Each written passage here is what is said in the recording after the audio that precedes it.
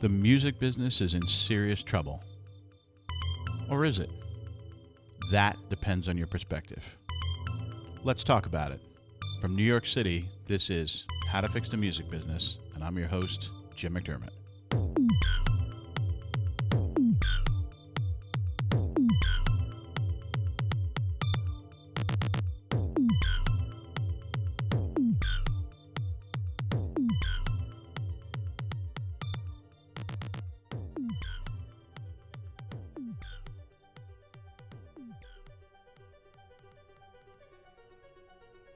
Hello and welcome to Season 2 of How to Fix the Music Business. Digital music is a mutation.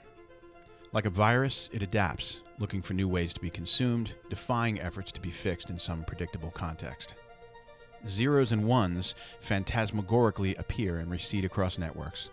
Bought, sold, streamed, and shared. Artists have little control over where their creations travel, how they're used, and how they're mutated by others.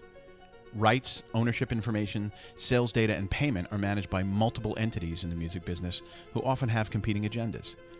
So, releasing music into the digital world can be a bit like putting a message in a bottle and throwing it into a vast, wild sea. So how can this all be made more transparent? How can permanence and mutability coexist? Enter the blockchain. My guest today is Benji Rogers, the founder of Pledgemusic and co-founder of the Blockchain Music Project. The .bc Music Project, for short, and I'm reading this from Benji's LinkedIn profile page, is the first attempt to use blockchain technology to create a global decentralized database of music rights wherein a song cannot be separated from its usage rights and still be played. So there's the transparency and permanence. If you haven't heard of blockchain, it is, and now I'm going to read from Wikipedia, basically a distributed database that maintains a continuously growing list of ordered records called blocks. So, in practical terms, you write a song and create a block with data about the authors, who played on the song, who the publisher and record company is. Once the data is entered, it cannot be altered retroactively. But as rights or usage rules evolve over time, the information can be appended, and there's a record of who changed it and a validation process to make sure the changes are true. So along with permanence and truth, you get the mutability. There's huge enthusiasm around .bc Music, and the project recently announced its first industry partners: Canadian rights music organization SOCAN, CD Baby, MediaNet, Songtrust, and Fuga. But Benji and his partners at the .bc Music Project are not the first people to try to fix the morass of problems in digital music. There have been many other industry initiatives going back nearly 20 years that have tried and failed to solve these issues. So, in our chat, I pressed Rogers to outline exactly why blockchain technology and his initiative are different and why they might finally be the beginning of a very bright future indeed for the music business. Benji and I sat down at Ludlow House on the Lower East Side for this chat, so pull up a chair with us and give a listen. I watched your presentation from December. Yep. Which I guess you were originally going to give for MIT? Yeah, there was an MIT conference that I was invited to, and it got hijacked by the great George Howard, which is always a pleasure to watch. So we ended up, they asked me to post it online later on for everyone who was there, and it was really a simplification of sort of how the music industry had gone wrong, and in particular one sort of moment in the workflow of an artist or creator that I saw as the jumping off point to fix. So it was. I still can't believe I'm 42 years old and I get to speak at MIT at all. Like, why would they have someone like me? It's MIT's doing a lot of things at the Media Lab that are really kind of groundbreaking, and I've met some phenomenal entrepreneurs and musicians there. So they're looking to solve real world problems, which is extraordinary, and the music industry is relatively small compared to space mining or fintech, and I admire that they're doing that. Yeah. Well, let's see if we can do something about that. Yeah. Well, a simplification is a great thing, because I think that very much like the early days of the internet, laymen don't really, they hear the word blockchain and they think, oh, this has something to do with Bitcoin, and maybe it has something to do with a ledger. Yep. And especially if it's a musician, it's like, well, I just want to record my shit and get paid for it, Yeah. and not get ripped off. And I think what was great about that presentation, which was 27 minutes or Yeah. something like that, was it provided a very, and we'll put in the show notes where people can go and see it. It provided a very succinct overview and very distilled thinking about something that's pretty complex. Yeah. And when you're trying to sell complex concepts to artists, if you're explaining you're dying. I've done it my whole life, Yeah. and it's really, really. We had trouble like explaining to bands why they needed a website. Yeah. So making them understand blockchain has got to be. It's a noble thing to try to make it understand. Can I tell you what's interesting about that though? Is I've had artists from DJs to old school rock and rollers write to me, email me, they'll DM me on Twitter, they'll join the Slack channel, and they'll say, I'm obsessed by blockchain. And I think that what it is a lot of musicians are gearheads, right? So you'll disappear down an effects plugin, rabbit hole on Pro Tools or Logic, or you'll go down like a kind of like I have to have every tube amp or every tube thing, So there is a geekiness, like an inbuilt, like I don't know many musicians that have. So they either go the Paul Westerberg, which is I have a phone in my home and an answering machine which has a cassette in it. And if I get mad, I pull the cassette out. Or you have the, my voice transcription for my voicemail isn't working, I'm freaking out. So the OCD of a creative mind actually has made blockchain very interesting to a bunch of artists. I think that what they loved was this idea of, and Imogen Heap was a huge proponent of this and a massive force in this, and she's to be applauded all day long, because what she said was she got this beautiful power. She was the first one to encapsulate the power of decentralization and how that's important. Because today musicians look up at record companies and look up at Google and look up at Spotify, and because they submit their work upwards, and these overlords kind of dictate to them how it will be used. And what Imogen and what other artists have realized is, well, that's bullshit. We are the reason these companies are that big.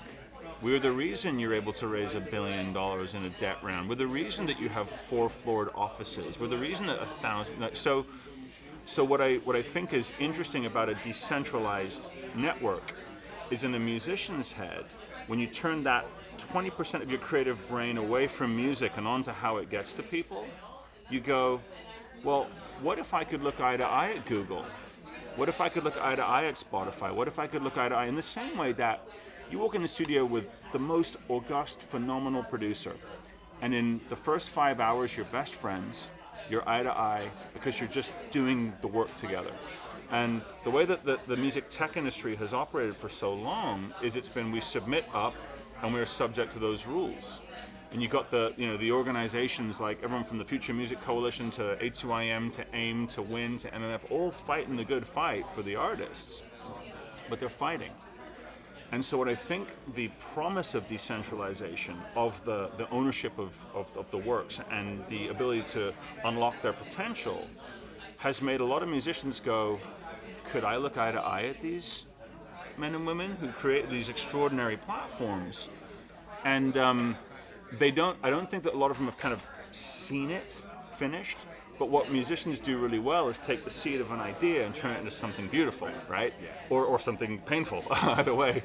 And so when I looked at the blockchain with my music brain on, I was like, wow, that's an amazing way to mean that my rent shouldn't take 7 days to clear, it should just clear instantly. But then I was like, well, if you can create digital permanence through a system which can never be overwhelmed, well, holy shit, that's powerful.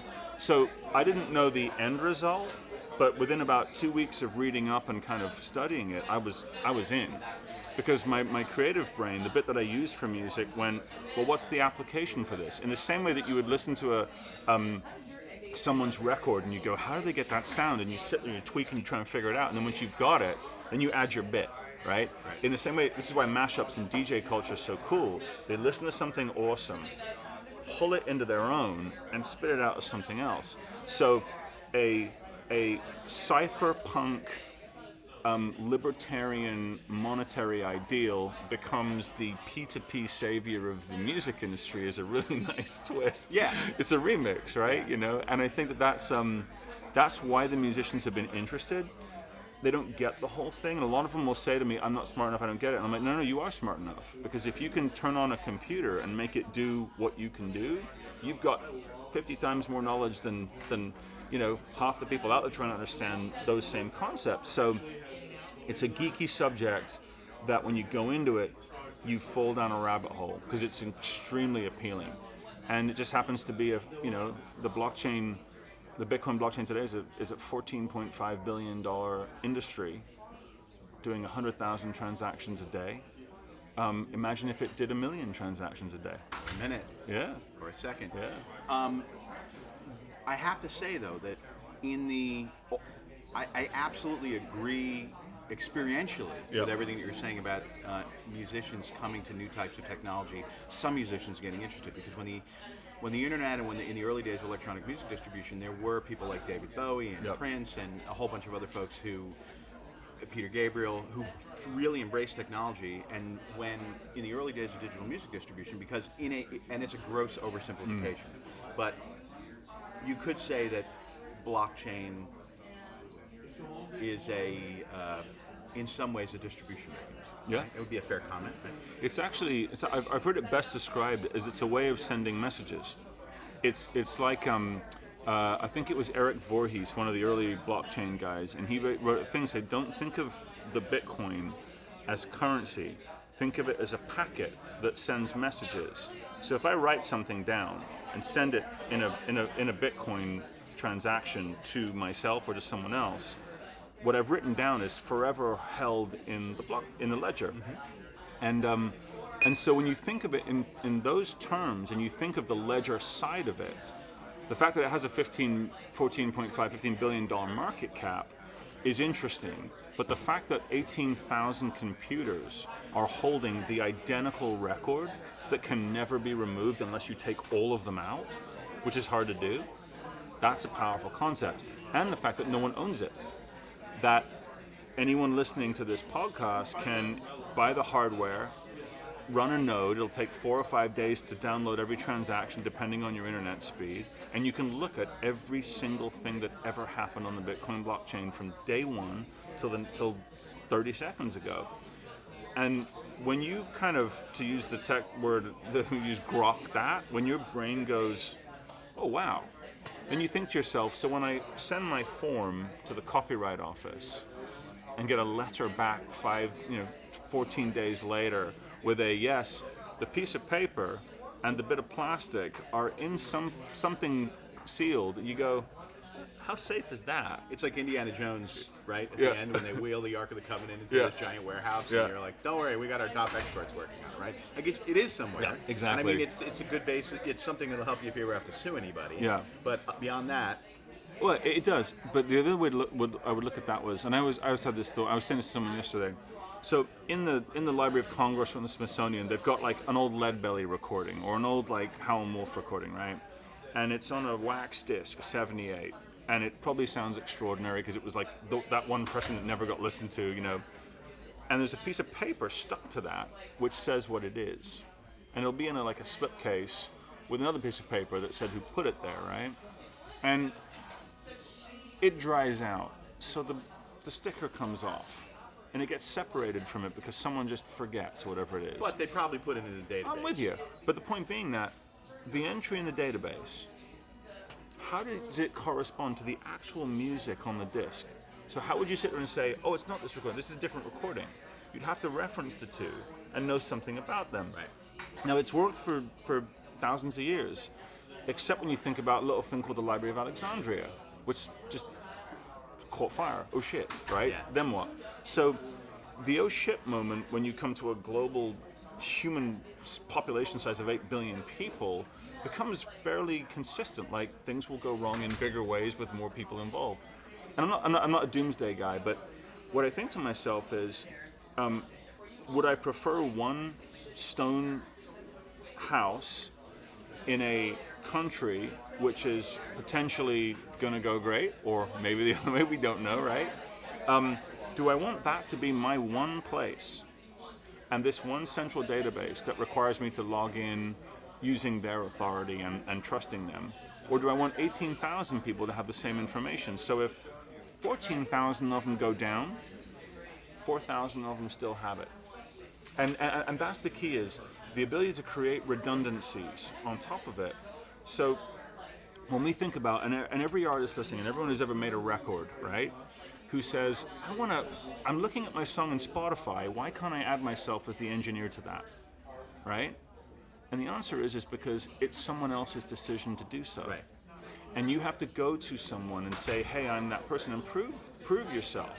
And so what I think will happen is, and Tim Berners-Lee, when he talked about the semantic web, he described this thing where when you push truths out onto the internet, they have to be corroborated by other people. Right.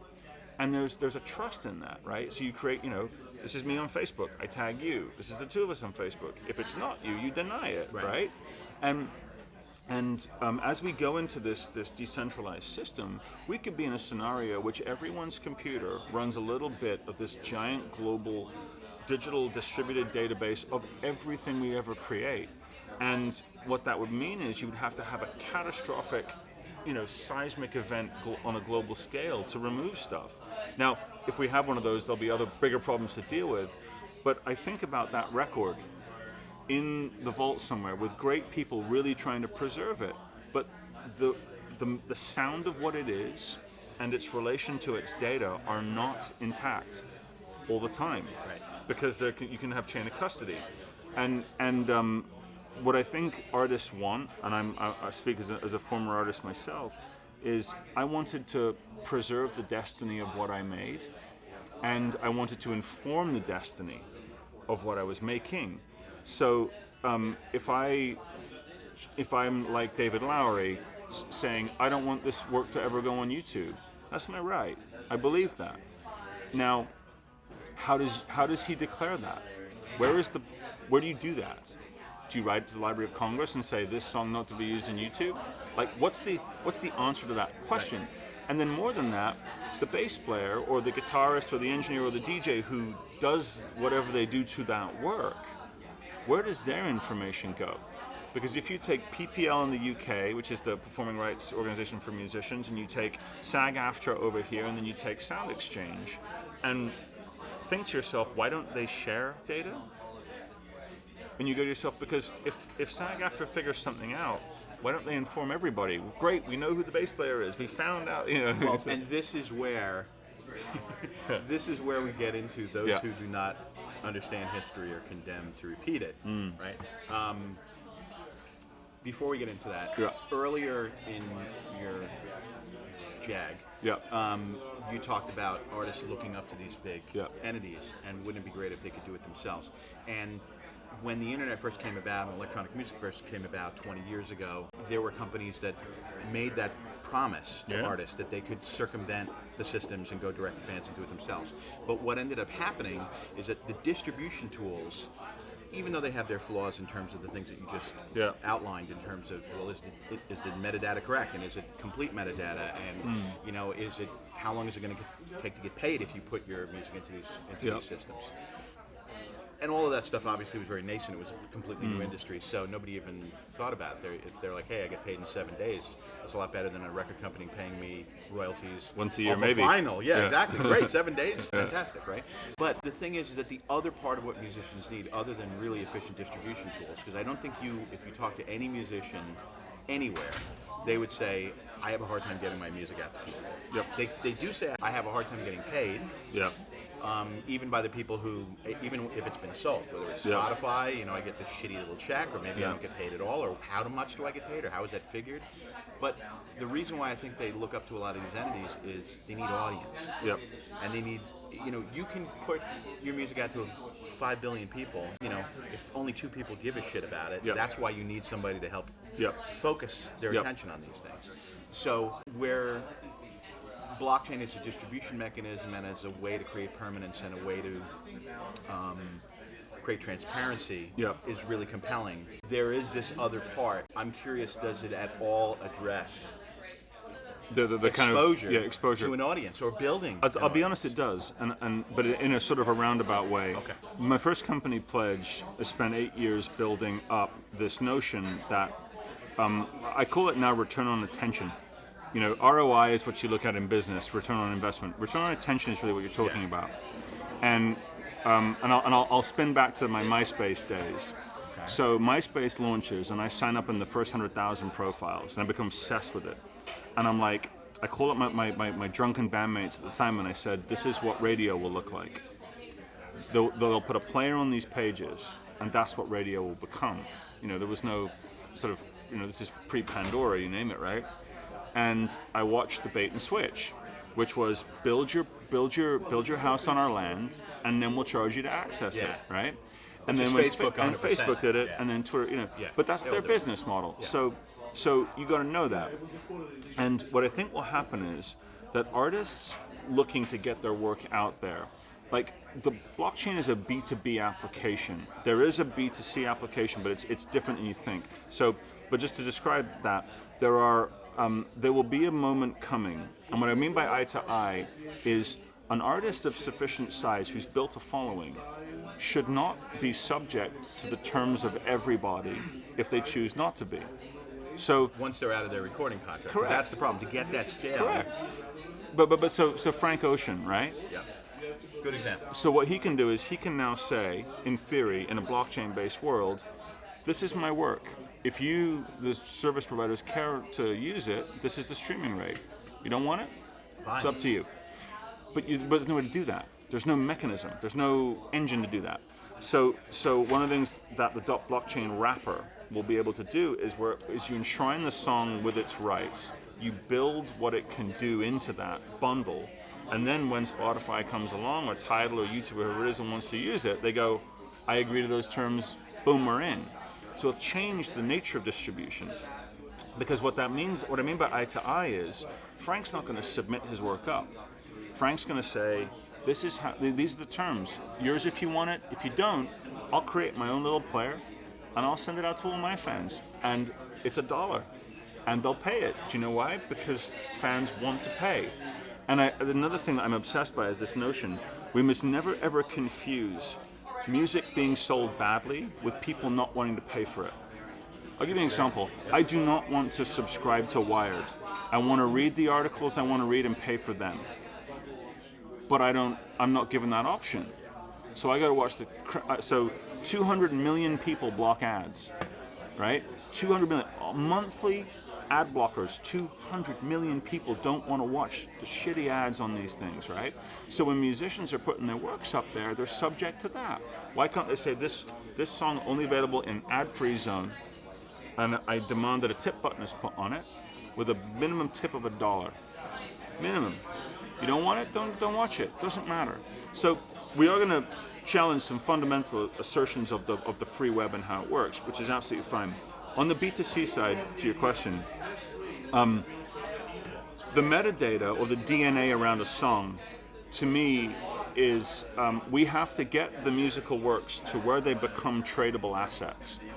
And that's a really unromantic way of looking at it. But essentially, right now, if I'm a VR maker, a game maker, and I want to license anyone listening song, right?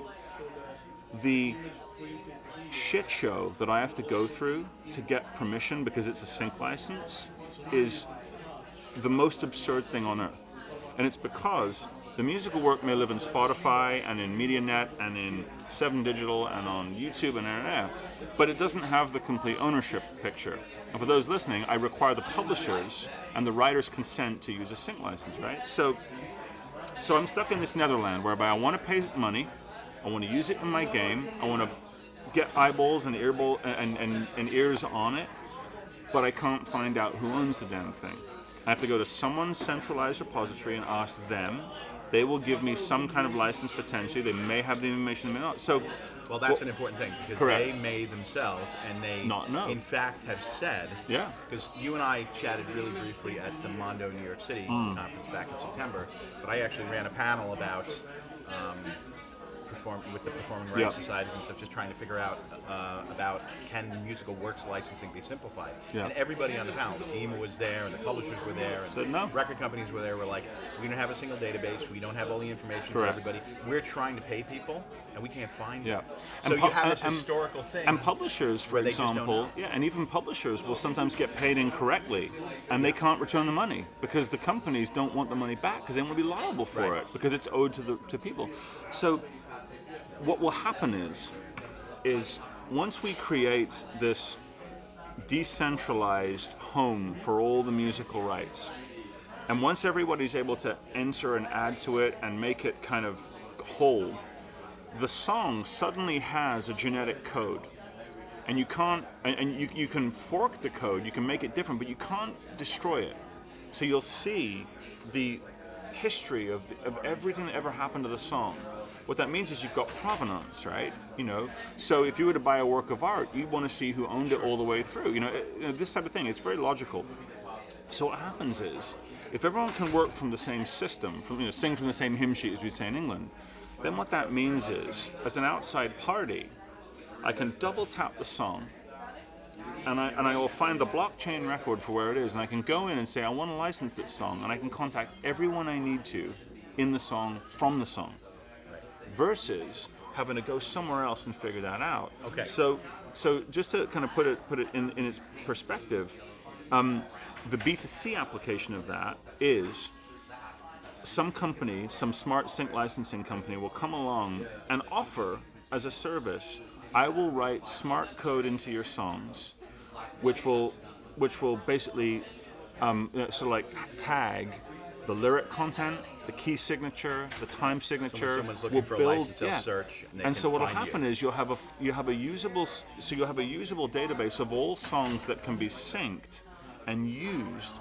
at a $500 level, a $1,000 level, a $10,000 level. And then what you'll do is you'll build scalable licenses into the works themselves. So you could do an AIM A2IM level license, which is like a big industry body. You could do a PRO level license across all the works that you have. But a DJ who creates a brand new work can say, anyone can sync this song for up to 1,000 uses for $100. Pay right there, and it's yours. So the B2C application is and the exposure will be that 100 times more syncs will be made possible in faster time, and so this music will be exploited all over the place, all sealing back to that same unit of measurement, which is if we know who wrote the song and we know who performed the song, and we have that to a 75-80% degree of accuracy, proven by these 10 people around the kind of the ring of ownership, I can trade with it. And a VC, a venture capitalist, could come in and say, we like your catalog, I'd like to advance you this much money for the next 10 years of usage. They won't do that until they can prove provenance. And so the reason that the music industry is a toxic investment today is because literally companies are built on these horrible licensing structures, A, and B, the reason the licensing structures are horrible is because they don't actually control 90% of the usage of their work. Because, as I said early on, even the labels submit their work to Google and say, listen, we're going to give you the right one for Content ID. Please do the right thing, and please account to us, showing us that you've done the right thing. And it's like, that's a bit perverse, isn't it? Well, it is it is until you understand fundamentally that the music business will always trip over themselves to give their assets to places that have audience, no matter how bad it is. Yeah. If there was a building on fire, then the roof was about to collapse, but there were 1 million people inside, there would be some record label promotion guy saying to some young indie band, you really should play on the stage before the roof collapses. Yeah. There's 1 million people. Yeah.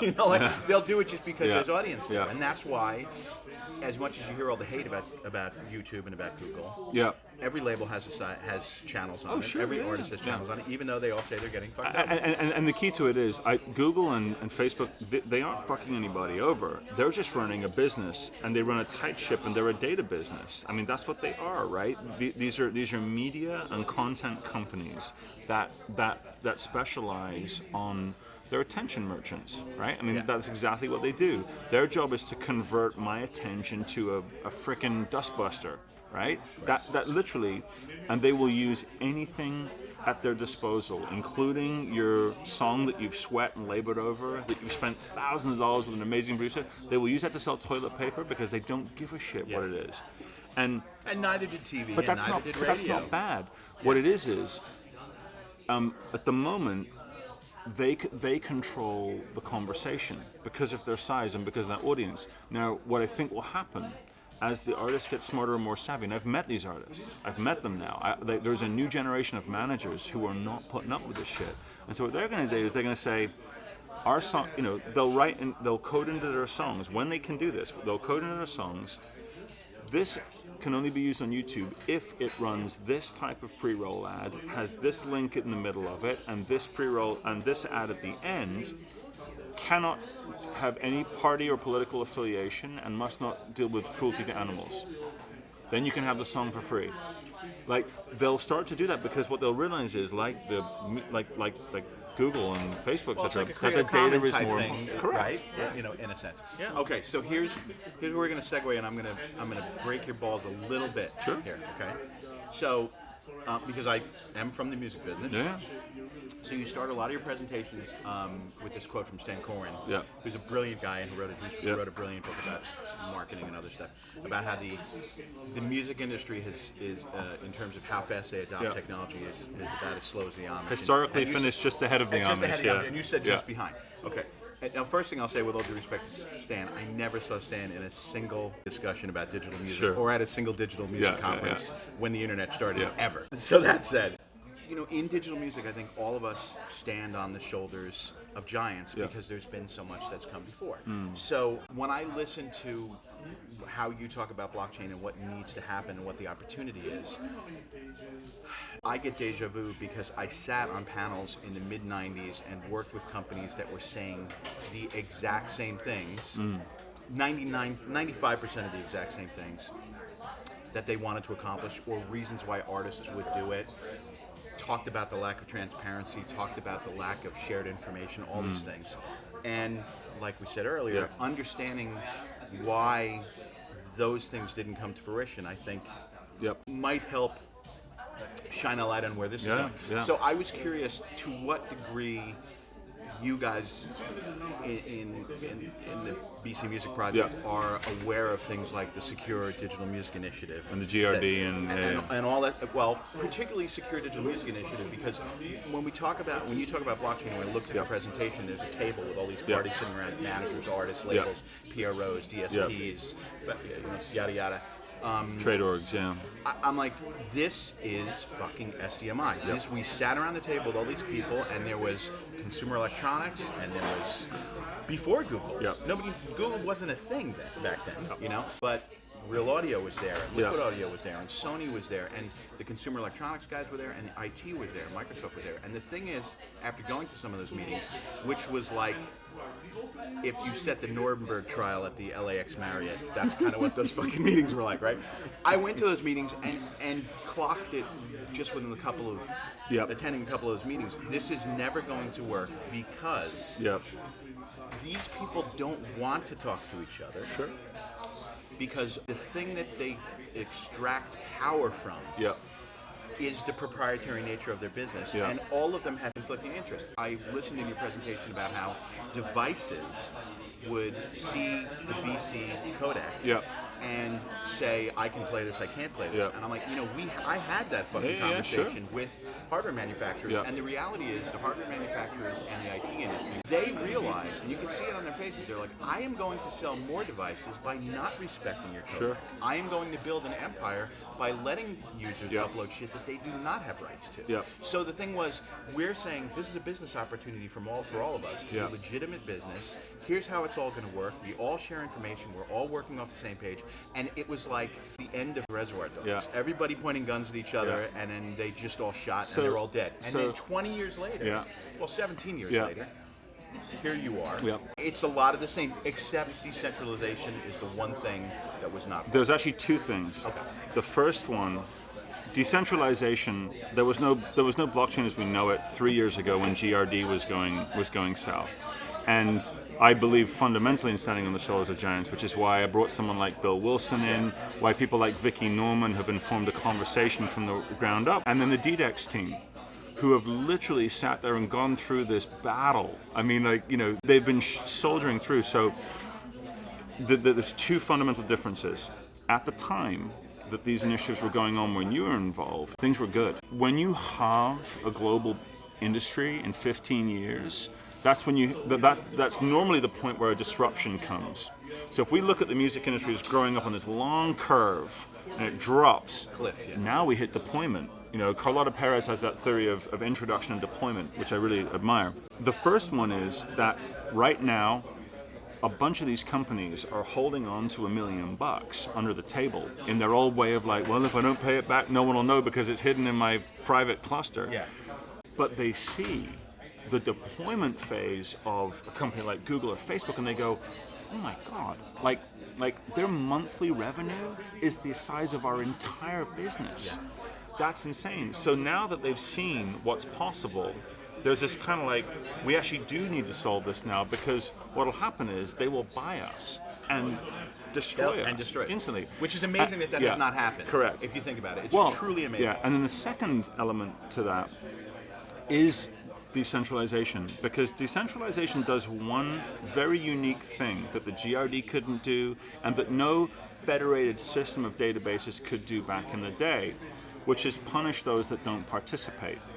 And what I mean by that is, and I've said this, in any business that you start, you try and have a carrot, which is, hey, big juicy carrot of transparency and interoperability and licensing on and this. I mean, look at the OMI, which put together a 160-member organization, and I'm part of two of those, who are trying to pull all these people together to discuss it, because we know we're at a disruptive point, right? So the carrot is transparency, more money for everybody. The stick is, and in particular in the way that .blockchain defined the stick, was we've never approached a company in the music space and said, do you want to do this? Not once. What we've approached them and said, we've built an open source application. It's in GitHub right now, version 1, which will mean that an artist or songwriter can come in, create an identity, put a song into this architecture from the workstation or from their computer, and tag you to legitimate ownership, and to tag a publisher, and to tag a PRO. So how do you want to receive that information so that you can reciprocate it? And when they say, well, I don't know if I want to work with you, you say, okay, well, the way that social graphs work, like in Facebook, is if you accept the tag, it's the truth. If you deny the tag, you can dispute it. If you ignore the tag, it's the truth.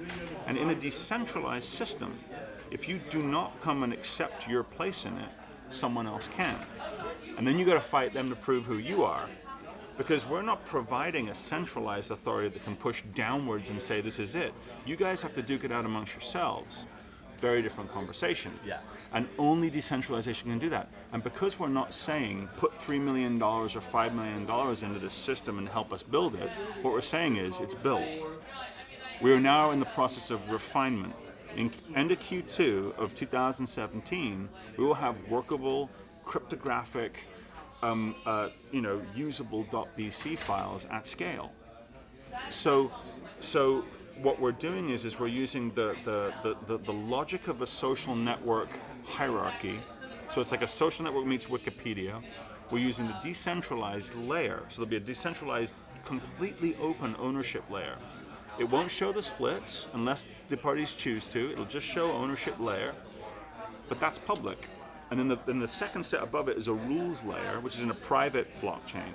So do you want to be the lawyer at Sony that doesn't verify the works in this system? Do you want to be the lawyer at Universal or the biz dev guy or the digital guy at any company that just ignored it and say, well, we didn't think it would go, so we're going to let it be? And because there's almost no cost to entry, you can't ignore the system. So with the GRD, where it was this big engine, we're going to build this, Deloitte or whoever it was going to put it together, and it would have been a piece. You can walk away. And what we're saying is we're not saying that this is the end, this is the final one. I believe it will be. But the publisher, little indie publisher from Ames, Iowa, and the Sony have equal footing in the system, because what happens is if I own a song and I tag the label, and I tag the publisher, and I tag the PRO, we've created a graph of truth. As Tim Berners-Lee said, we've created a validation of some sort. It's up to Spotify or YouTube to recognize that, but ultimately what you do is if you combine the writer share and the performer share into a sealed box, right? And you state to YouTube, this is the truth, they have to argue why their version of the truth is better than yours. And yours is better because the two of you made it together. Well, or they have to say, or they can say, per the Digital Millennium Copyright Act, my users tell me it's the truth. Sure. And it's not my fault. Absolutely. So I love your stuff, but I'm not going to boot all these people because I make them check a box. But again, but you don't need to boot them. Because all it does is it just adds one step to the workflow. So if you're creating a work, you log in and OAuth into YouTube. They know who you are. They know your phone number. They know your address. They know your state. That's the rules of playing. So there is an authentication that occurs at the YouTube level, whether you like it or not. If they agree to do it. So if you look at it this way, if you and I create something, and let's say we want to upload an MQA version of Fleetwood Mac's Rumors, right? When we go up, here's the difference. Today, we can do whatever the hell we want. Yeah. I can even retitle the file and say it's called something else. Well, and you probably do because you don't want Content ID to get it, right? But you gotta ask yourself, why am I doing that? For what purpose? So at the moment, YouTube can state it disadvantages us to try and figure out who owns it and how to pay them because we simply don't know. Tomorrow, when you create an official version which has every stem file, every other version, all the information jammed into this one container, and you state, Content ID, this is all the information you need. It's correct because we've all worked on it together as an industry. How does it disadvantage you to know that? That's a very difficult question to answer. And it's one that when the labels, independent and major, go, and publishers, independent and major, go to these DSPs and say to Facebook, explain to me why knowing who to contact and how to pay around a piece of work disadvantages your business. Just tell me that. Because much of the content that's available, the way this economy is the digital economy is propped up by people who upload this content not having to pay for it and not having to pay the artists, and these entities making money by selling advertising around that. So once that begins to collapse away and all of these people then have to play in a legitimate world, let's say, then okay, there'd be an official version. But let's not forget. But let's not forget that YouTube is a licensed platform and SoundCloud is a licensed platform. The way that they choose to pay out today on SoundCloud, for example, from what I know, is it's 85% to the majors, 15% to the indies. The same way the PRO pays out, right? That doesn't make it correct. Well, it's just what it is. But what it pays them is what they can attribute to the rights holders. Right. And so what we're going to do, says, but here's Fleetwood Mac is actually my content. But all we're doing, then the label isn't getting paid. Correct. Or the artist isn't getting paid at all. But all we're doing is we're saying when you and I want to upload our MQA version of Fleetwood Mac, it hits YouTube, and it says, "Is this Fleetwood Mac MQA?" Yes, it is. Great. And it goes up. But all it's doing is it's stubbing that version that we've put up back to the version in the .bc archive. So that .bc file has one more version of it sitting in YouTube. It doesn't mean that you take it down. Now the rights holder could state that they want to take it down, but the difference is they don't have to go through 15 pages of whack-a-mole takedown notices to try and get their content. If YouTube agrees to do it that way. Correct. So the reason I keep coming back to this, and I don't mean to sound argumentative, but this logic or this place, it requires a lot of people to sing Kumbaya. You say hymn book, I say Kumbaya. Yeah. Maybe I don't know if you went to school when you were younger overseas or something, but that's I went to school in London. Yeah, okay. I went to summer camp, so that's why I say Kumbaya. But it requires a lot of people to say, okay, we're going to be reasonable and we're going to be ethical and we're going to change the way that we've historically grown our businesses.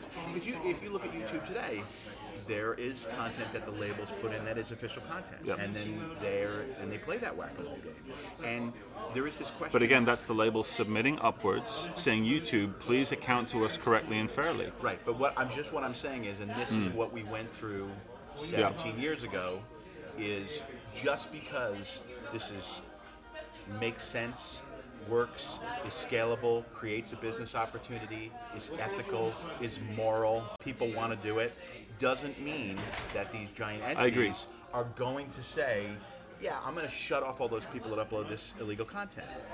So a question out of that is, how are you finding, because I know that you said, like, as for instance with Spotify, that you wanted, it was a goal of yours within a relatively short period of time to get Spotify to say to labels, I want you to deliver stuff from now on in .bc file format. How is it going dealing with the It's amazing. entities? It's amazing because basically what's coming for these entities, and they know it, and the Spotify lawsuits are just a start, is Facebook's going to have to deal with publishers this year. And they don't want to do it, right? No, logically, the reason they don't want to do it isn't because it's not morally correct. I don't believe that. I believe it's because it's so inefficient that they can't do it. And so what's funny is I heard a rumor, I don't know if this is true, that YouTube spent $100 million on Content ID trying to fix the problem. So when you talk to the engineers at these companies, they want to fix it. These engineers, actually, they're like, if you gave us something we could use, it'd be amazing. I think that's bullshit. I think they want to appear to be fixing it. Well, so I've seen it differently. Okay. And I'm an optimist. But here's the other thing. It's real easy to defend a business model when there was no alternative. Sure. And today, there is no alternative. There is no possible conceivable way that YouTube or Spotify or anyone could fix the problem themselves. Well, there are ways that they can make it better. Like if you get caught uploading content that isn't yours, but a as an couple of example, times, your account gets shut down. which is fair enough. But the other side to that would be, and again, I've run a business before. When you sit at your board level and you sit there and try and figure this stuff out, it's often quite dispassionate. It's not like, we just have to solve the problem. But I think it makes these companies a little bit sick the way that they're forced to pay out. Because what happens is they go, and I've known this directly, you're not paying the indie artist a fucking penny. And I know you're not. Do you know how I know you're not? Because you're not asking me for the correct data.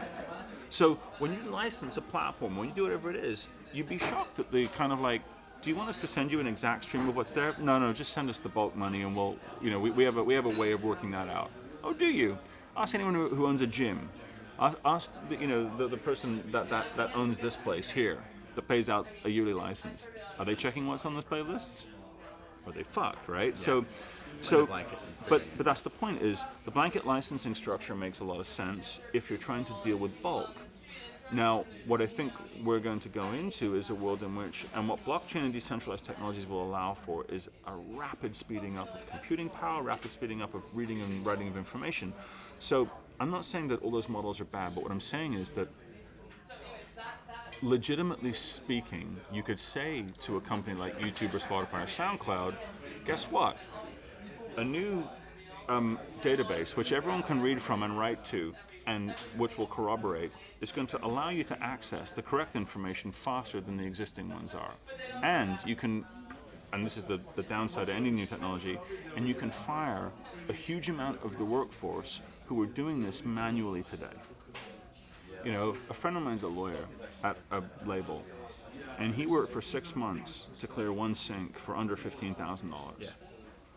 This is an absurdity, and it has to go, because what will happen is the tech companies, and I think enough people in the industry realize this, and because people like Imogen and because these amazing people who are pushing the envelope, when you see that something else is possible, but not only possible, actually built already and going to happen, you have a moment where you go, I got to jump on board. Now, what I can say on the blockchain is next week we're gonna roll out our announcements of our first 4 partners. And they're big partners, and there are others who are working, who don't want to announce publicly, but are working with us, and they're sponsoring developments. They're actually paying to build their entry points into this architecture. They're putting their own money into it. And the reason that was important to us was we couldn't take investment from these companies who did offer. A bunch of them offered. They're like, because they wanted to own it. So the previous initiatives were not proposed as open source. The previous initiatives were not proposed as decentralized or distributed. The previous options were not at this agonizing point where managers are getting fired because their artists are getting their tax returns and going, I am fucked. I can't keep my house, right? So all of those things are conspiring to, and look, people are going to grab onto a whole bunch of ropes and whichever one's going to save me.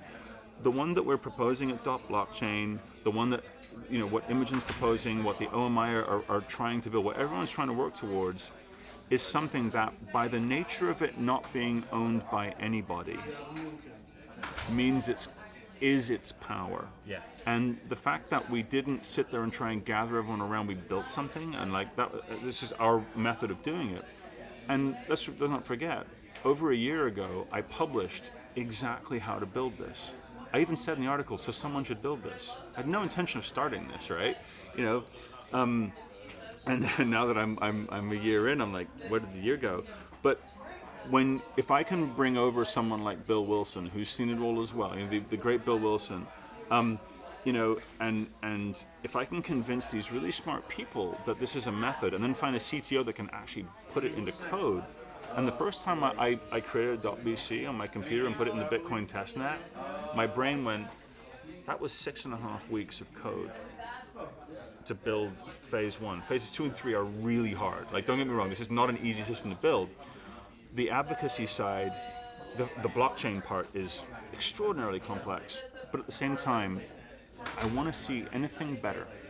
Yeah. Anything out there that is saying, because I've seen probably 30 to 40 private centralized systems, and anyone who is fighting it is holding on to 5 cents here and missing out on the dollar above. So will the major DSPs do it? I think the first one that does it sets precedent, and then you're going to have a bunch of artists saying, why won't you just honor my rights? All I want you to do is acknowledge that I'm the owner, because that's not too much to ask. Okay, so in terms and one other aside to that is there's an initiative at the W3C, the World Wide Web Standards Forum, right, which is to do with permission and obligation, and one of our team at Blockchain is heavily involved in that group. And the concept is that when we create a work of any kind, a blog, a photograph, whatever it is, we can state within the work permission for use, fair use, whatever you want to call it, and obligation.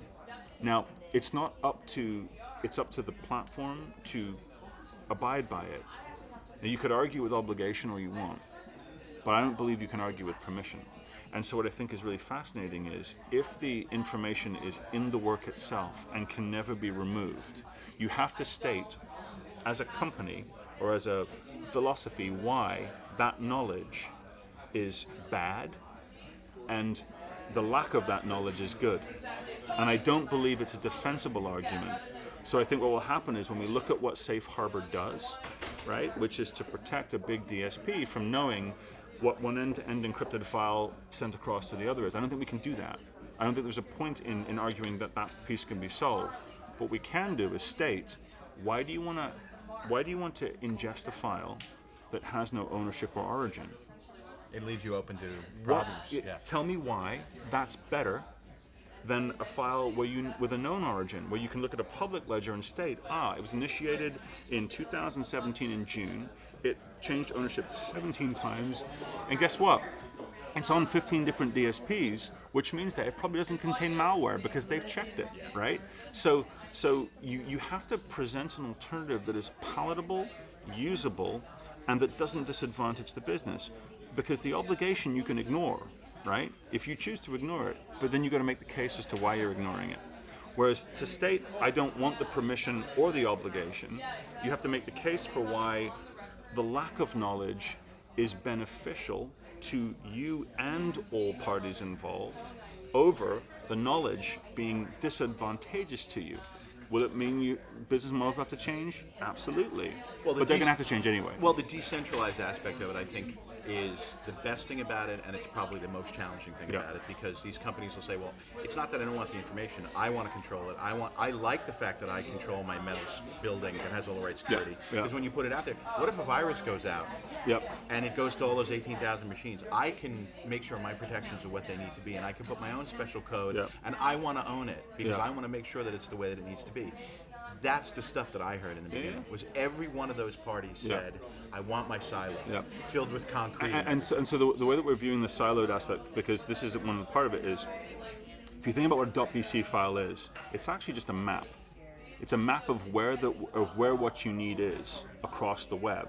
So the analogy I like to give is imagine every song as a Google Doc, and that Google Doc lies on Google's server. Difference is that what happens is when you change something fundamental to the Google Doc, instead of it lying just in Google's cloud, it also resides on a blockchain, public. Now then there's a private layer whereby you and I can shoot comments back and forth that no one else can see in that Google Doc. Same principle. The difference being that we're not saying that the companies have to put all of their information on this public layer. They can create a private layer between themselves. So what it'll say is it'll say PRS and ASCAP and BMI will still keep their private databases. But you'll have that minimum viable data. Correct. So what happens is, in order to work together, they can collaborate on licensing. They can come up all the stuff that they want to do. They don't have to show which bits they own to whom. They don't have to show when contracts expire. You have to show that. But if a fundamental change occurs to the file, that's reflected in the public ledger. So, because the biggest one I had was, when we were doing this, is labels and publishers will not want to declare when their contracts end. And I said, why would we want to make that public? That's private information. Yeah, sure. But an artist or a manager may have the right to do that.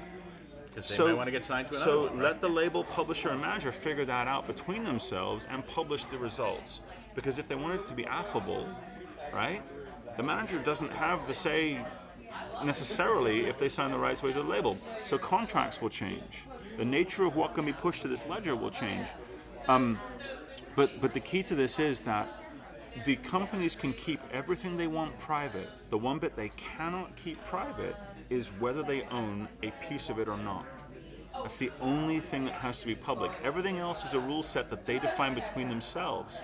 In the same way that if I publish a Google Doc to the public and I turn that URL into the public, and you're a part owner, we both got to agree to it. In the same way that we permission each other into a Dropbox file. I'll say, hey, here's the demo for my track. Now I can't take that demo and put it online in a .bc world because you wouldn't have the permission to do that. But we can build all of these rule sets in once we anchor ownership. So what happened in the blockchain space, and the reason a lot of companies got nervous was because they went, everything's public, oh my God, forget it, it'll never work. But and also a whole bunch of the blockchain companies, without knowing it, went to these labels and said, everything you've been doing for 100 years is wrong. We've got a better way. It's just like it was when they started digital music 20 years ago. So that's not a good way to get somebody to do business with you. I actually said to someone at South by, a really, really smart lad, I said, what you don't seem to see is you walked in, right, with a hard, itchy rope. You covered it in velvet, right? And that rope was in the shape of a noose. And you walked in and you said, please put your head in here, music industry, and let me snap it shut. And pay me to do it, right? And I think what was interesting was the drive to just make the code as law and all that stuff. We will get there. And the other thing to remember too is, outside of space mining and I think AI, blockchain is a massively hot investment bed for everything. And I've sat with IBM teams and Intel teams and whatnot, and they've said to people in the music industry, be under no illusion that this will happen to you, and it will happen to you in such a way that it will make your head spin. If you don't have APIs today, you don't have a business in 3 years' time. It does not exist. And the speed and size of it is, I've never seen anything like it. And what I describe is, when I think about what blockchain is, .blockchain, when we deploy it, will be the equivalent of, and this don't mean to sound grandiose, but like it's my analogy I can think of is, it will be like the internet as you saw it on AOL from the first CD. It'll be that. It won't be beautiful. There will be no Twitter for it. There will be no Instagram, no Facebook. It'll just be like a way of sending these messages and kind of making it work. But no, in my head, I'm saying that a few years after that, there will be the first MySpace and then the first Facebook. But they'll build on top of an application, a stack that will fundamentally rely on the decentralized authority, and I think will distribute even the computing power to run it. So what'll happen is a company, an organization like Ethereum, who want to distribute the computing power, suddenly will be looking for efficiencies. Because remember, when AOL first came out, oh my God, I can literally send a message to someone and they receive it immediately on the other side of the world. That's incredible. That's what this will feel and look like. Because that's the emotion I have around this. I missed the internet before that. I didn't get it. My first experience with the internet was logging into AOL and going, wow, and then this girl I really fancied was on the other end of it, and I'm just like, whoa, I'm talking to this girl from a different country. Yeah. And it's free, essentially, or it's $9.99 a month, or $2.99 a month, whatever it was.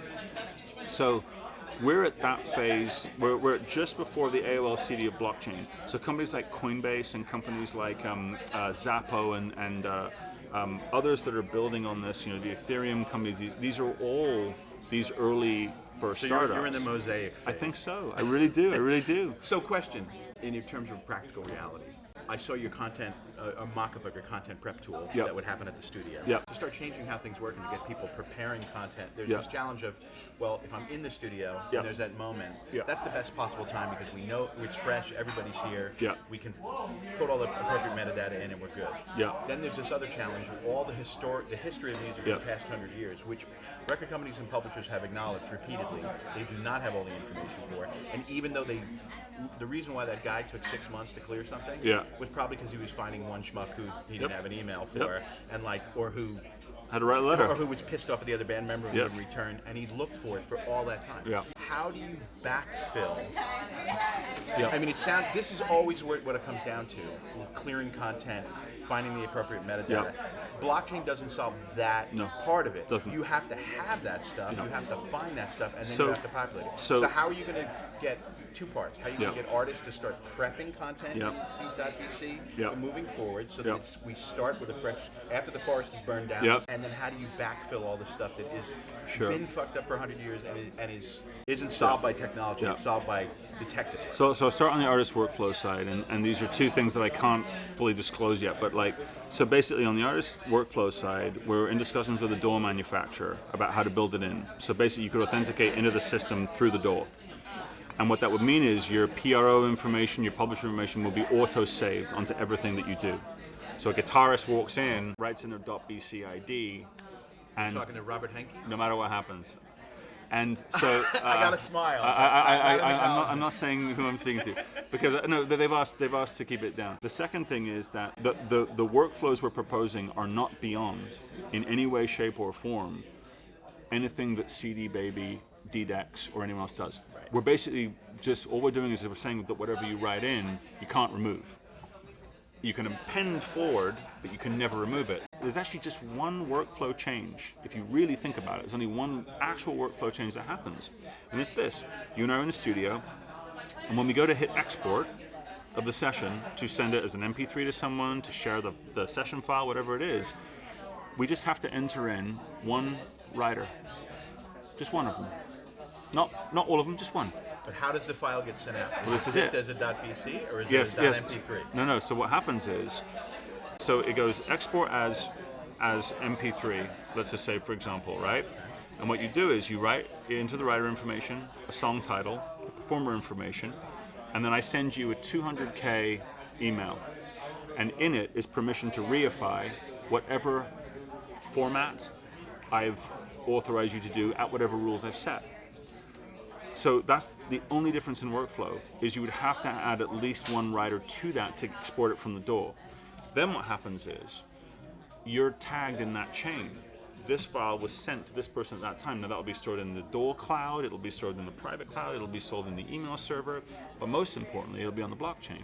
So the op return will point to that moment in the file itself that happened. So then your file is actually living in 4 places at once. So if I send you a session file, I'm actually sending you instructions on how to reify the session file on your computer. So you don't actually send anything anywhere. The zip file is the map for what you can and can't do on the minification and reification of it. So that's how you get day one problem. So it's not the actual master recording; it's just the metadata attached. And permission to where to get to it. Okay. So what will happen is if you're a Spotify, you may require a full res download of it to lie in your cloud. In which case, I got to send you permission to do that. Now I can use a CD Baby or a TuneCore to do that.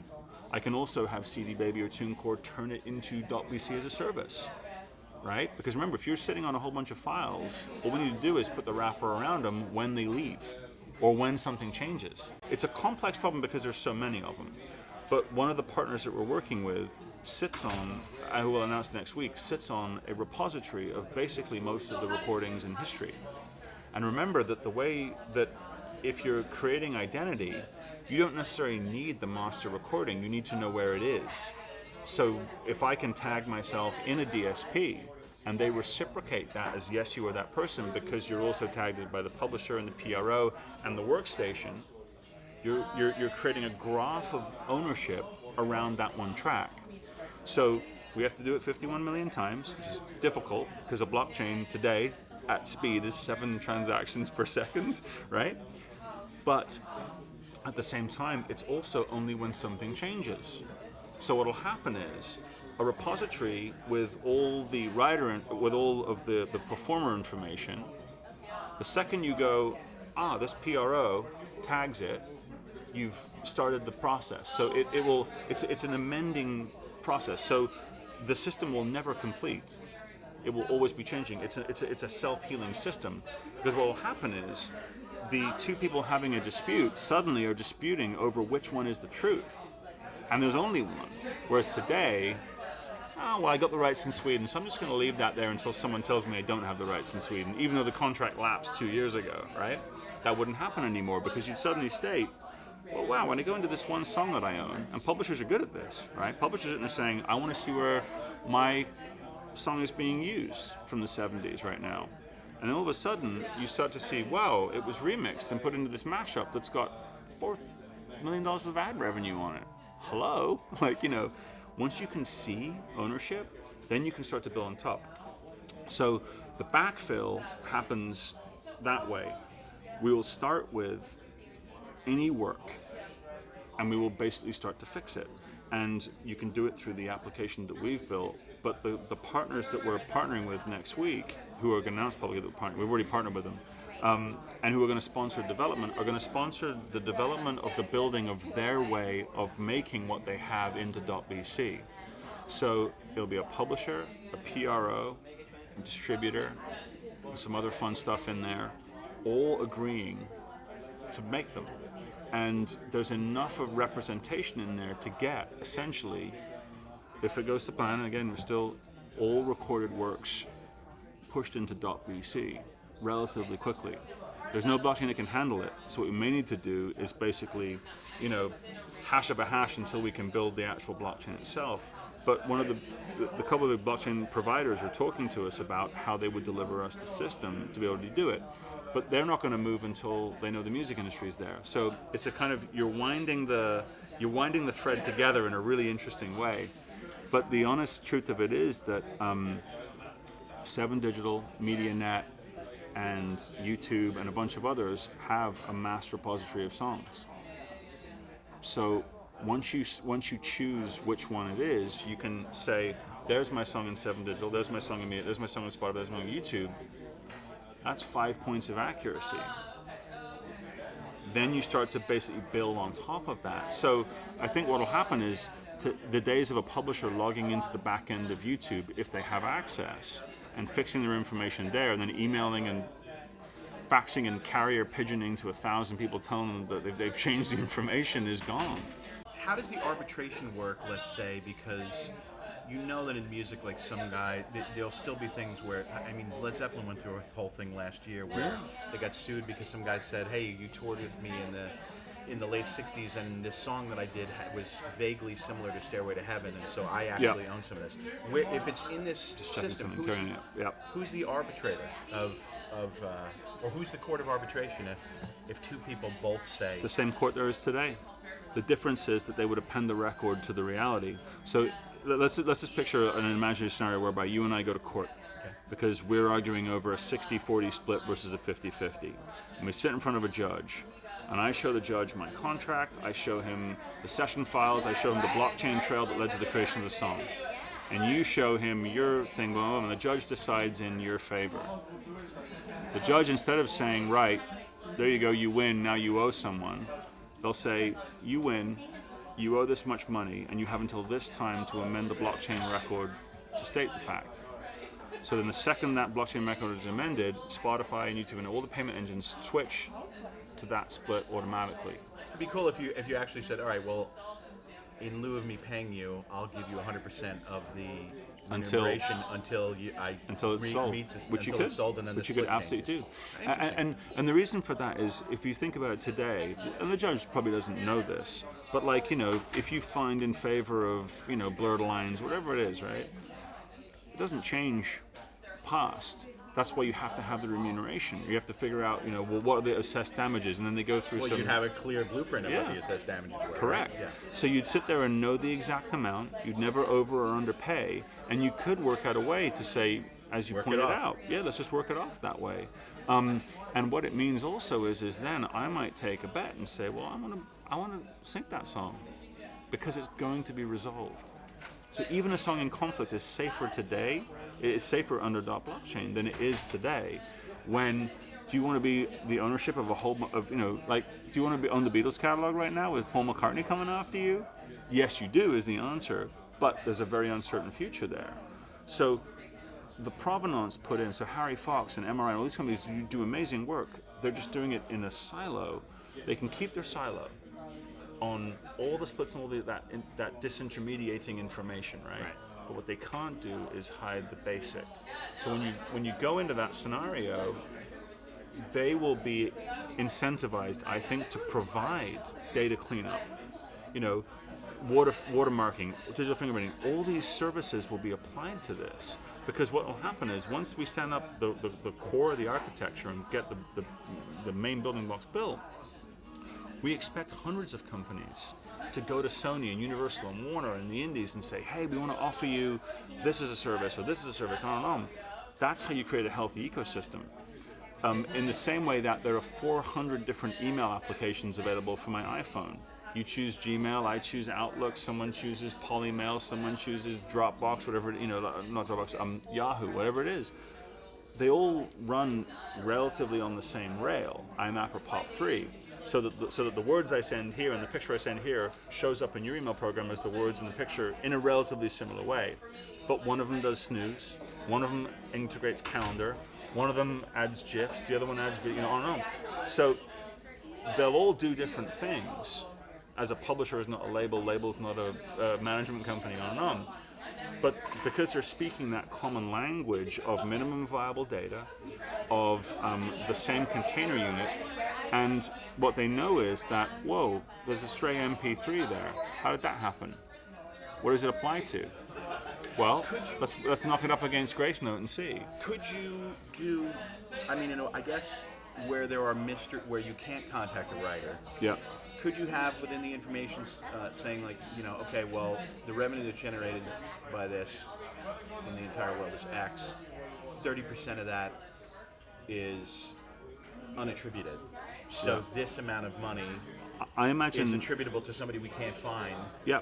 And then if you're that person, click here to contact because correct. I just logged in and you're owed $200,000. I can't find in the same way Sound Exchange is. Right. And so what I think will happen is companies like Sound Exchange and companies like potentially A2IM and AIM, who represent the label side, and the NMPA and these others, are going to be able to be arbitrators of that.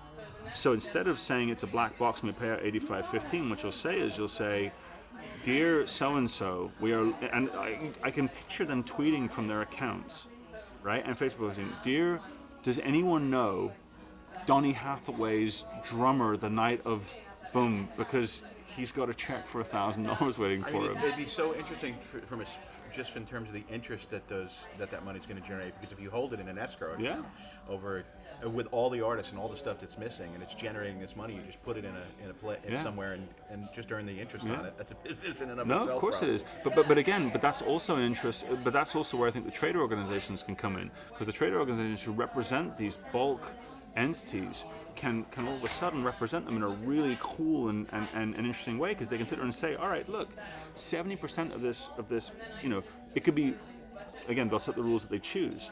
Let's just say that 51% of this copyright is recognized in the .bc file. We can't find the other 49. You do a deal, we'll escrow it to the PRO, right, or to the publisher, whoever it is you want to do, to the other publisher. Now, we will show the blockchain record will show that it was escrowed. So everyone's incentivized to find it, because the publisher can't spend the money. Right. And if they do spend the money, then they're in trouble, because everyone will see they didn't honor their debt. They could even offer a vig. If you find this person, I'll pay X. Put a bounty on finding it, and then they don't have to. They can outsource that, and then you have companies that find people who are owed money. Exactly. Interesting.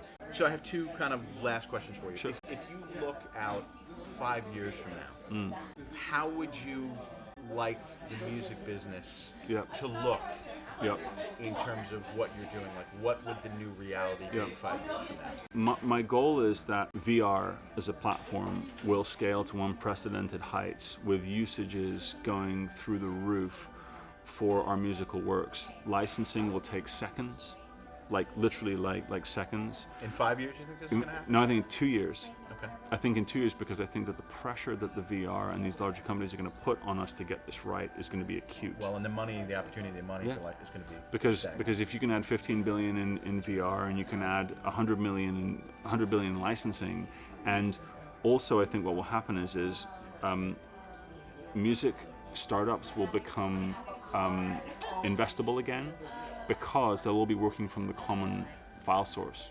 So we'll actually have this amazingly booming ecosystem whereby film, VR, film, TV, books, and everything will all stub into .bc. And what that will mean is that any content created is tradable in a way that attributes back to those that created it. So if you're a blogger and you want to put something up of your own that is unique, it can live in the same principled architecture as .bc.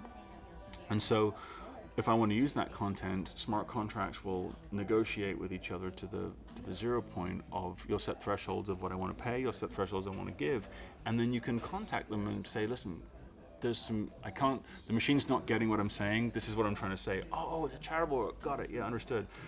Lawyers will have a massive amount of work to do, because they're going to have to design contracts where humans are involved only if things go radically wrong at the last minute, which is really interesting. So I think that we hit $100 billion music industry, an annual $100 billion a year music industry by, let's say, 2019 to 2020, and then it goes beyond that. Really, dude? I think so. Global right now is what, 14 billion? 16, I think it is, yeah. Okay. And the so reason 100 in 2 years? I think so. And I think because the first DSP that jumps on means everyone else will. And I think that the position to not do it is indefensible at any court. No judge sits there and says, "You're right. Knowing who to pay is." Well, beyond that, if the business opportunity for growth. I mean, correct. The music industry's growth strategy for the past few years has been fire all the worker bees. Yep. You just cut on artist development, cut on signing new artists, because that's the way to make money. So if they all of a sudden see, hey, I could, grow my business by a factor of 10. And the other thing I'd say is that blockchain is one company. When we publish the next white paper, when we build phase 2 of this, what it means is, even if we as a business, and God forbid, because I'm part of it, fail, we've delivered the blueprint. So if someone else comes along and builds it, that's so. I mean, I want to build it, obviously, and the team, but we are not a signal point of failure. And that's the other key, is anytime you create one point of failure in a system this big is when it goes wrong. But so another company may come up and say, we can improve on this and make it better. Great. Better content prep tools, or Yeah, better exactly. GUI, whatever. But and so we made a decision when we founded the company, which is that why are we doing this? If it's to get rich, this is the wrong business. But at the same time, by delivering in an open source way, we have knowledge and skills that are really hard to get to, right? Blockchain developers are really hard to find. And what's amazing is these girls and guys developing for blockchain are fucking into the industry doing well. They are really about getting artists paid. I mean, I'm stunned by how, that libertarian ideal, which is that centralization is bad, big government is bad, because what we want is the people to own the power. Well, that's what we're saying. But right, once you take the record company out of the equation, nobody has a problem with the artist getting paid. It's true. But there's this kind of logic of like, well, the record company's going to fuck them anyway, so it doesn't matter if I pay them. Yeah. So yeah, I get that. And I think also, but again, the team that take Ed Sheeran from playing in a club to playing a stadium, that's Ed, sure, but it's also the massive work that Atlantic did to get him there. People know how to do it. It's not. It's people who know. And I've never been anti-label. I went to school because of labels. My mom worked at labels. Yeah. So it's not that. It's just that. You know what it is? The A&R guy that signs you is not the business affairs person that does your deal, and is not the person that holds your pay at the end of the day. So they're big, huge juggernaut machines, and their job is to make billions of dollars, not millions, not hundreds of thousands, but billions. And if you're not part of that plan, then fuck you as far as they're concerned, unless they can get you young and trash you. But that's just a business thing. And so I think in 2 years, I think we get adoption of this year by enough of the players to where it becomes real. Next year we deploy it kind of at scale, and then we will see the fruit of it in that 2019 year, when all of a sudden use cases that we've never imagined, the Twitter is built, the Facebook is built, those applications are put on top of this stack, and then you've got blockchain companies soliciting to provide better versions of the blockchain for faster usage, for payment rails, for all this other stuff. All those rails need to be built. We're just building the one rail of ownership that then you can build business rules, and then you can build that. So could not activate cellular network. That's That's the phone going wrong for those listening. Yeah. And the lights just dimmed. So I don't know if that was a ghost thing or what. So super ambitious, yes, but I don't see today. Nothing stands in the way of that from where I sit. Cool. A very, very aggressive timetable. I've been working in digital music for 20 years. I've learned it. Anything that you think is inevitable is never as inevitable as you think it's going to be. But whether or not you want to be part of it, things happen. Yep. So it's, the fact that you guys are trying to make something happen and create the opportunity and trying to make it understandable for people is honorable and admirable. Yeah, so, thank you. So on a personal level, I always ask every guest this question. And if you could blow up the music industry, literally from day one when the wax cylinder was invented, and recreate it in any image that you wanted to, what would your ideal music business look like right now? Honestly, it's the .bc. It's where the nature of who created it is enshrined in the work itself, and that they are inseparable. In the same way that your genetic code is inseparable from your body. You don't get to read it all the time. You don't get to go into detail unless you got a microscope, but it's there. Because honestly, we lost it when we lost the format and when we lost the data surrounding it. Steve Jobs knew very well that in order to get iTunes built, he had to deal with the label side and not the publisher side. Knew very well. Did it? It worked, right? Big gamble. And let's face it, and disruption is painful. So to me, the .bc garden is the Garden of Eden. And then the second element to that, if I could blow it up, would be that the artist would understand in a more fundamental way that where they choose to shine their light needs to return revenue to them. So they'll look at the platforms and they'll say, well, I've got 15,000 followers. If I send them to Facebook, I have to pay Facebook to reach them. If I send them to Twitter, I have to pay them to reach them. This platform here has a tip button. So if I send 15,000 people there, I might get $5,000 in tips. Whereas if I send it to Facebook, I got to pay Facebook money to do it. So we would get to that sooner, is what would happen. I would basically start with every musician sitting there realizing that where they point that human is important, that there is a return for that. And I'm not saying don't go on Facebook. What I'm saying is understand that your strategy should be able to pull people out of Facebook into means that you control. And email and SMS seem to be the clearest way, with push being third after that. So applications that have return on attention for artists will be at the forefront going forward. That's what I would do. Cool. All right, man. Well, this has been fascinating and awesome. I hope you enjoyed. I did. Yeah, it was great doing it. And in the show notes, we're going to put links to all the talks that you've done and everything that you're working on, and we'll be rooting for you. All right, that'll do it for this episode of How to Fix the Music Business. I want to say special thanks to Benji Rogers for being our guest today, and of course, thanks to you for listening to the show. If you want to keep abreast of what Blockchain Music are doing, visit their website at .blockchainmusic.com. There's videos on there that explain in depth what exactly .blockchain music is and how it will benefit musicians and all the various players in the music business. Also, check out the show notes for this episode because there's a lot of stuff that we talked about and links to historical things that happen in digital music and stuff that's going on now. So please read the show notes and you'll see links to most everything that we talked about. Anyway, take care, and we'll see you next time on How to Fix the Music Business.